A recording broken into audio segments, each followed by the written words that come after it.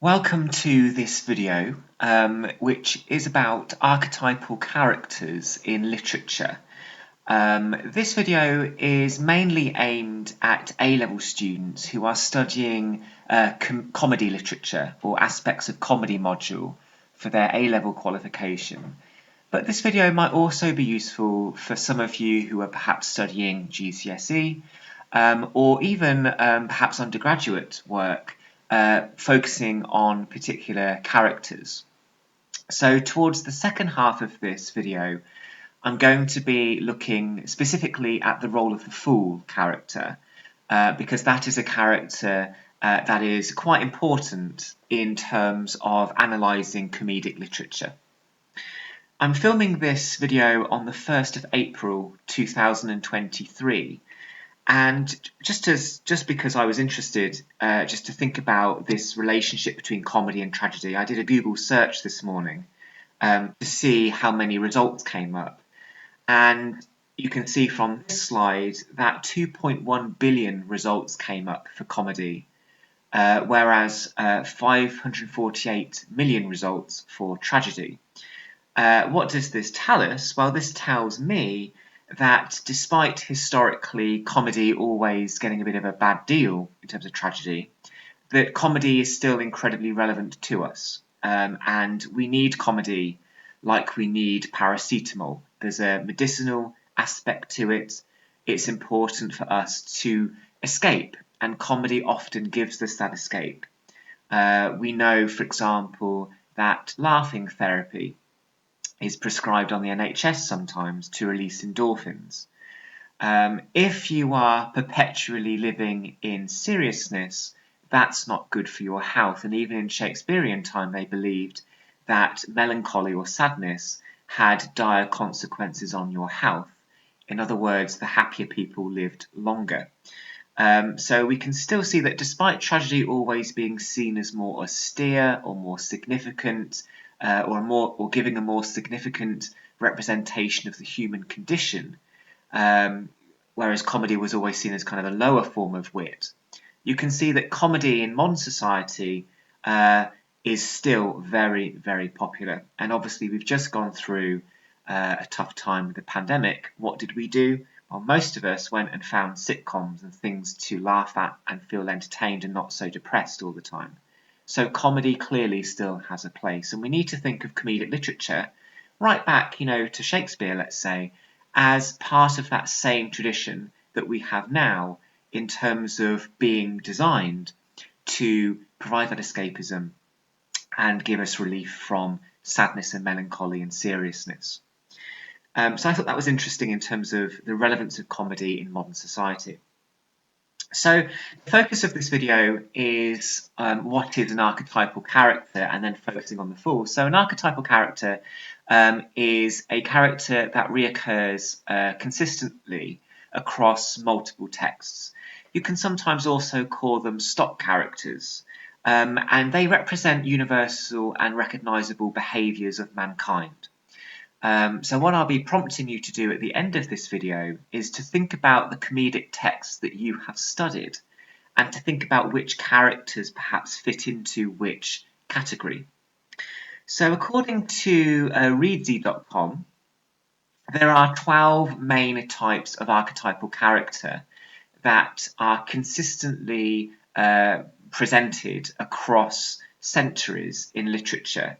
And they're listed here down the left-hand side, and you can see on the right there I've just summarised the definition and some of the character traits that they have. It's worth noting, of course, that when we talk about a warrior, well, they don't have to always have a spear and a coat of arms. They can, a coat of armour, they can be a regular human being.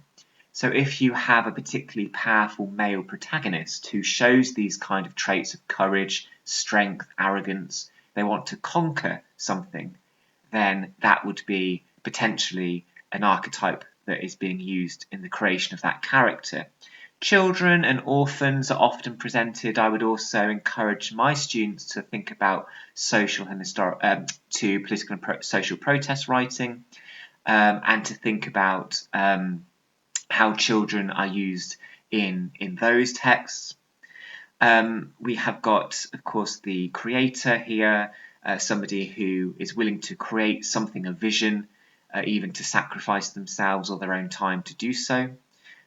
We have the mentors, family members, for example, who can also perhaps be seen as the comic villain because they get in the way of a happy resolution, perhaps.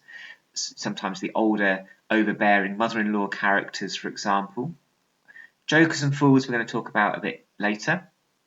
You might have magicians who give a degree of frivolousness to your piece of literature. You have rulers and rebels, lovers and seductresses, and then the older characters who are designed to give wisdom and experience because they're older, and obviously as we get older we're supposed to get wiser, which can then be helpful to guide other characters, mainly younger characters, through a particular difficult period. Worth noting though that in comedy texts this can also be subverted, so you can have a mentor who is actually pretty gullible or unwise. You can have a warrior who is actually presented as quite arrogant and ridiculous, or a joker who has moments of fleeting wisdom, which we'll talk about in a second. So I would encourage students to think about their texts and to think about, not just for comedy but for all genres, to think about which of these archetypal categories that your characters might fit into. So that there is from the blog readsy.com. So I want to focus in on the role of the fool, and obviously to show you some images from various Shakespeare plays that have been acted mostly in recent times. And it should be pretty obvious to you which of these characters in these images are the fools, mainly because of their appearance and the costume decisions that have been made across the centuries in how to visually represent the fool character. So you can see in all of these images there is a degree of eccentricity in terms of the mannerisms and the clothing of the fool character, which often conflicts with a more serious character. So the picture bottom left there is supposed to be King Lear in the kind of fur coat and hat, which is obviously a very well-known and key tragic character in English literature, sat next to a fool who is not wearing the same type of clothing, clearly representing the fact that they have a different status. So the visual choices and the clothing and the makeup and the mannerisms and the way in which the character moves and even talks on stage is going to be important in terms of how a director will want to represent that character on stage. So I'm going to go through now a list of I think 12 or 13 things which are kind of reinforced consistently when we talk about a fool character, because again, being an archetype, they have recognizable features in many different texts, many different drama texts, played by many different characters and actors and actresses. So the first thing that we can say about fools is they tend to have a transient status. So as you may know, in comedy, roles can be blurred. So fools can be promoted to positions of power and status, and equally those with status can be lowered into fools. So comedy is always sometimes about subverting a particular hierarchy or challenging a kind of fixed idea of what it is to be rich and poor or common and upper class and so on. Always allowing characters to move between socio-economic boundaries. So if you have in your drama text or even in any prose or poetry characters which are pretending to be something else or someone else, this would obviously apply. Just because they're a fool doesn't mean they're always limited to that lowly status, for example. Something else is they can act as a foil character to those with status and privilege. So a fool character is a character that contrasts or conflicts with a character at the other end of some kind of spectrum. So, for example, they could have different backgrounds, they might have different strengths or weaknesses. Four characters kind of complement each other. So if you have a character speaking very eloquently, meaning they're educated, next to somebody speaking in a very deadpan, monosyllabic way, because they're the fool character, visually or auditorily, you could hear the difference in their status. A fool character will often be presented as perhaps intellectually challenged, but they will also have moments of profound wisdom about the human condition.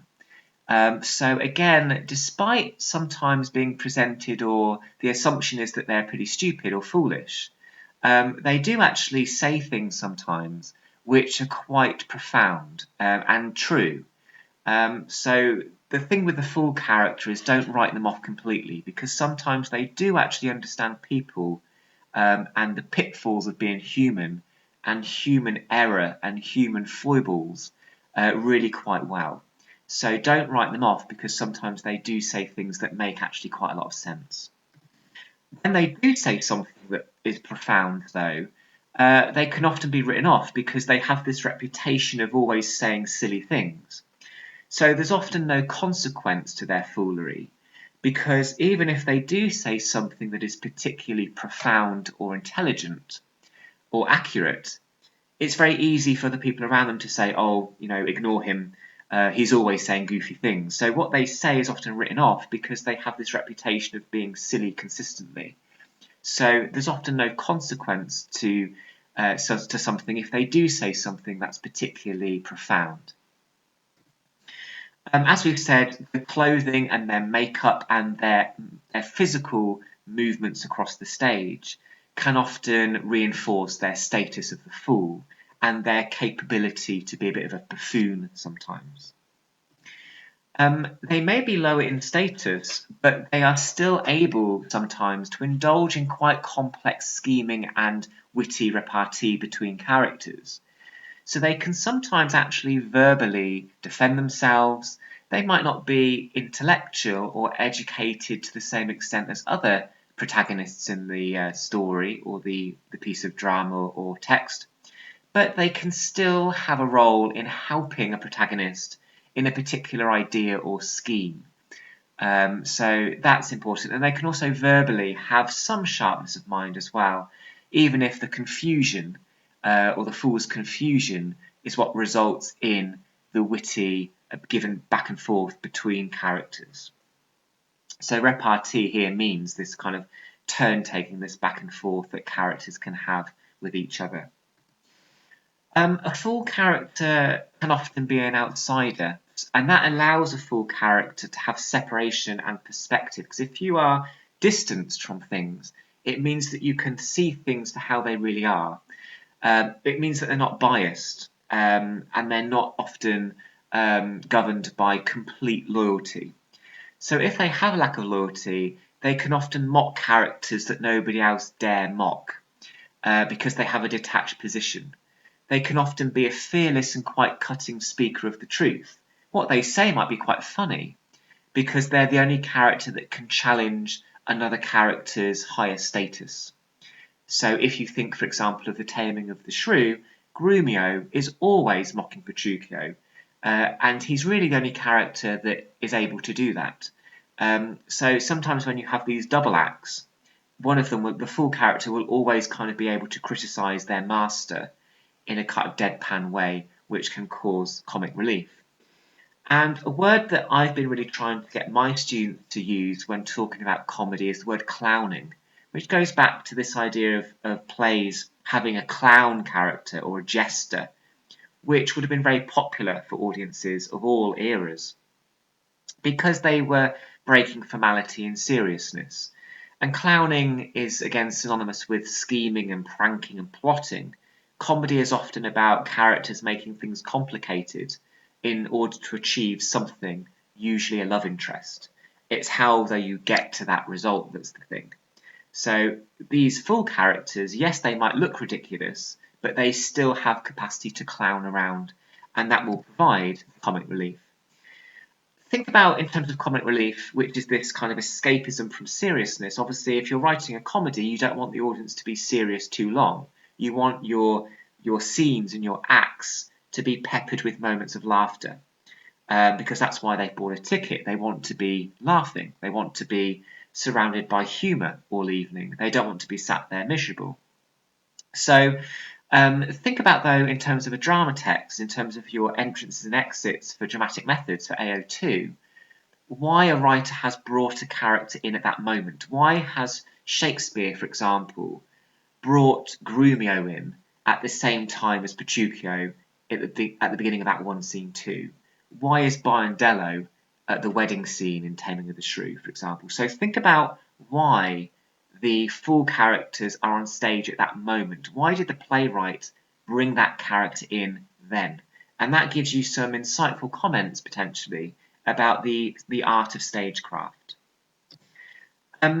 Fools can often reinforce class disparities and class divides, and the ridiculing of snobs and the elite. In comedy, another kind of stock character is this idea of the archetypal snob, the people that are pretentious, the people that think they're better than everyone else. And even in modern sitcoms in the 20th century, there are lots of comedies which are about snobs, such as Keeping Up Appearances, Fawlty Towers.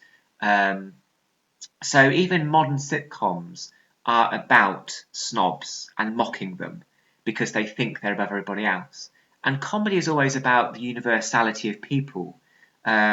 So comedy really celebrates how we're all the same, despite our class or our wealth or our background, that we all actually are the same, and celebrating that. So again, linking that back to that idea of a foil character, if you've got a snob and a fool, the fool perhaps is going to say things to the snob which challenges the snob's status and mocks them. And we like that as an audience because on a whole, we tend not to warm to the snob character because of their arrogance and egotism. Fools, though, are likeable. They are lovable rogues. They can be clever, cunning, and sly. They're often commoners who have the potential to outwit people or characters who have higher status. They can often be part of a double act, so they will often have a fool with a sidekick. The sidekick may be a little bit more serious, and the sidekick can often be incredibly fed up with the fool.